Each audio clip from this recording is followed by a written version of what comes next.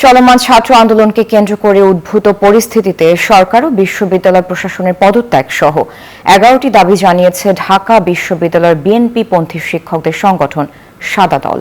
মঙ্গলবার দুপুরে ঢাকা বিশ্ববিদ্যালয় ক্লাবে সংবাদ সম্মেলন লিখিত বক্তব্য পাঠ করেন সাদা দলের আহ্বায়ক অধ্যাপক লুৎফর রহমান। এ সময় তিনি বলেন, শিক্ষার্থীদের যৌক্তিক আন্দোলন মোকাবেলা করতে ব্যর্থ হয়ে তা ভিন্ন খাতে প্রবাহিত করার অপচেষ্টা চালাচ্ছে সরকার। অভিযোগ করেন, ছাত্রদের এই আন্দোলন ব্যর্থ করতে সরকার ষড়যন্ত্র তত্ত্ব নিয়ে মাঠে নেমেছে। নতুন এক্সপেল এর নতুন ফর্মুলা আর বিএমডি এর ডুয়েল অ্যাকশনে ঘরের মশা বাঁচবে না, বাইরের মশা আসবে না। আমরা শান্তিপূর্ণ আন্দোলনে বিশ্বাসী।